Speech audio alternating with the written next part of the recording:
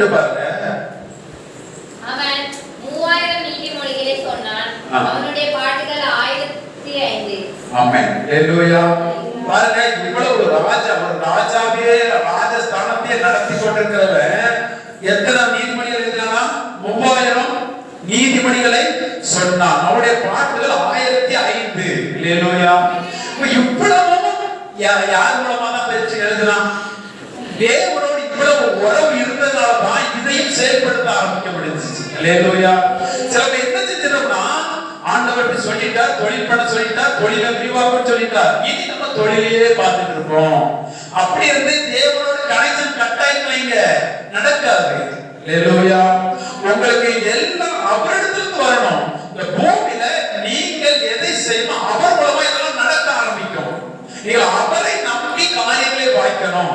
அவரை நம்பி விதைங்க, அவரை நம்பி நீர் பாய்க்க, அவரை நம்பி செயல்படணும். அவரே விளைய செய்வார், கம்பீரமாய் அறுக்க அவர் பண்ணுவார். ஹalleluya. ஆனா நீங்க தான் விதைக்கணும், நீங்க தான் நீர் பாய்க்கணும்.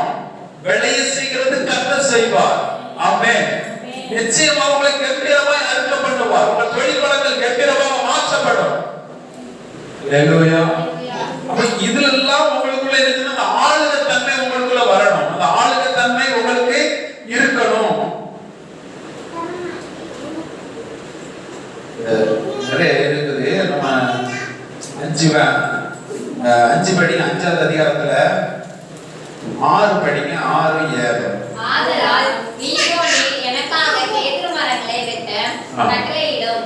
சீதோனியரை போல மரவெட்டு வேலை அறிந்தவர்கள் எங்களுக்குள்ள இதுல அவர் சொல்றாரு, என்ன சொல்றாருன்னா, இது எல்லாமே வந்ததுக்கு பிறகு, இது எல்லாம் வந்ததுக்கு பிறகு அந்த ஆலயத்தை கட்ட ஆரம்பிக்கிறார். சாலமோன் ஆலயத்தை கட்ட ஆரம்பிக்கிறார். அந்த ஆலயத்தை கட்டும் பொழுது அங்க அவங்களுக்கு இந்த மரங்கள் வெட்டுவதற்கு இஸ்ரவேல் ஜனங்களுக்குள்ளே ஆட்கள் கிடையாது.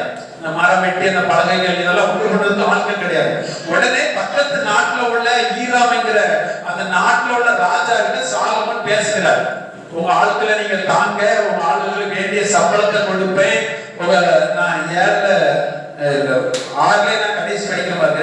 உங்களுடைய வேலைக்காரர்களோடு இருப்பார்கள், நீங்கள் சொல்வதுபடியெல்லாம் உங்களுடைய வேலைக்காரர்கள் சம்பளத்தை உமக்கு கொடுப்பேன் என்று சொன்னான். ஈராம் சாலமோனின் வார்த்தையை கேட்ட பொழுது, நல்ல பாருங்க, அந்த ராஜா சாலமோனின் வார்த்தையை கேட்ட பொழுது மிகவும் சந்தோஷப்பட்டு அந்த ஏராளமான ஜனங்களை ஆளுபடி தாவீதுக்கு ஒரு ஞானமுள்ள குமாரனை கொடுத்த கர்த்தர் இன்று ஸ்தோத்திரிக்கப்படுவாராக என்று சொன்னார். ஹalleluya. அந்நிய தேசத்து ராஜா சொல்லுகிறார். இப்படி எல்லாம் அந்த ராஜா அந்நிய ராஜா கிட்ட சாலமோன் பேசின பேச்சை கேட்டு அவர் சொல்றாங்க, தாவீதுக்கு இப்படி ஒரு ஞானமுள்ள பிள்ளையை கர்த்தர் கொடுத்திருக்கிறார், கர்த்தருக்கு ஸ்தோத்திரம் என்று சொல்லுகிறார். யார் சொன்னா? அந்நிய ராஜா சொல்லுகிறார். ஹalleluya. இது எதனால வந்தது? ஞானமாய் பேசுகிறார், ஒரு காரியத்தை ஞானமாக செயல்படுத்துகிறார். ஹalleluya. அதே போலதான் உங்கள் செயல்பாடுகள், உங்க பேச்சுல பாருங்க, நான் உங்க சம்பளத்தை தாராளமா கொடுக்கிறேன் அப்படின்னு சொல்றேன். சம்பளத்தை தாராளமா கொடுக்கிறேன். இன்னைக்கு நம்ம ஆளுக்கு சிலவங்க பாருங்க, ஒரு ஏதாவது செய்யலாம், எவ்வளவு நம்ம இல்ல குறைப்பேன் இவ்வளவு குறைச்சிக்காங்க அப்படி சொல்லுவாங்க. ஆனா இந்த சாலமோன் தாராளமாக கொடுக்கிறார். ஹalleluya. அதனாலதான் இந்த ராஜா சொல்றாரு, இவ்வளவு ஒரு ஞானத்தை தாவீதின் பிள்ளைக்கு கொடுத்திருக்கிறாரே, கர்த்தர் கொடுத்திருக்கிறாரே அப்படின்னு கர்த்தருடைய நாமம் அந்நிய தேசத்திலே மகிமைப்படுகிறது. ஹalleluya. உங்க தொழில்நுட்பத்திலும் உங்க தொழில் பலம் மூலமாக உள்ள செயற்பாடுகள்ல அந்நியர்கள் கர்த்தரை மகிமைப்படுத்தக்கூடிய நாட்கள் இருக்கணும். உங்க தொழில் வளங்கள் எப்படி இருக்கணும்? நான் உயர்த்தப்பட வேண்டும் என்பதற்காக அந்நியர்களை வேதனைப்படுத்தி நீங்க உயர்த்தப்படுவது கர்த்தரை சித்தம் இல்லை. ஹalleluya. வேலைக்காரனை பட்டினியா போட்டு வேலைக்காரன் சம்பளத்தை குறையா கொடுத்து கர்த்தரை ஆசீர்வதித்தார் சொல்லுவது கர்த்தரை சித்தம் இல்லை. ஹalleluya. வேலைக்காரர்கள் ஆசீர்வதிக்கப்பட்டிருக்கணும்.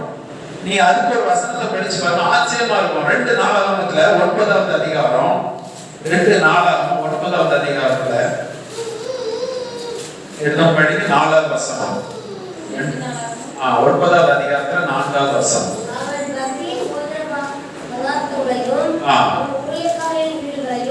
சாலமோனுடைய ஊழியக்காரருடைய வீடுகளையும்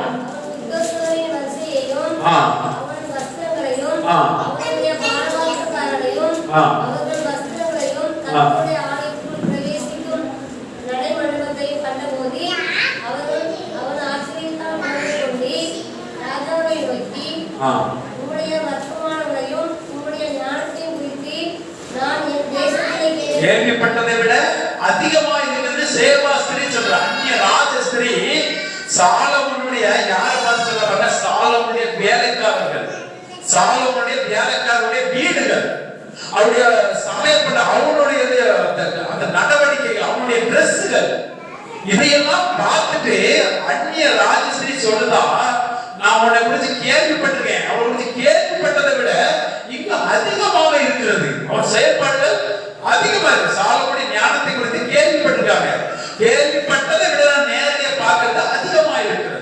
ஹல்லேலூயா. எதனால வந்துச்சு? அவருடைய வேலைக்காரர்கள் வீடுகள் ஆசீர்வதிக்கப்பட்டிருக்கிறது. ஹல்லேலூயா. எல்லாத்துக்கும் எஜமானமா இருக்கிற சொல்லுகிற உங்களுக்கு சொல்லுகிறேன், உங்களுக்கு வேலை செய்கிற வீடுகள் ஆசீர்வதிக்கப்பட்டிருக்கணும்.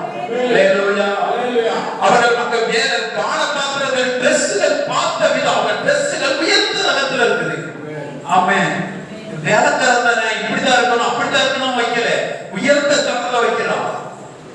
எனக்கு தெரிஞ்சு நான் ஒரு பேப்பர் படிச்சிருக்கிறேன், ஒரு வைர நகை வியாபாரி விட்டான், அநேக தேசத்துல நடந்து வரோம். அவங்க வேலைக்காரர்களுக்கு வீடுகளை போனஸா கொடுப்பாராம், பெரிய பெரிய விலை உயர்ந்த கார்களை போனஸா கொடுப்பாராம். எவ்வளவு தாராள மனப்பான்மை பாருங்க. அந்த மனப்பான்மை தன்மை முதல்ல வரணும். ஹல்லேலூயா. நான் இப்படி எல்லாமே எனக்கு தான் இப்படி நான் வைக்கணும் அவளுக்கு கொடுத்துட அப்படிங்கிற அந்த கஞ்சத்தனமானது வரக்கூடாது.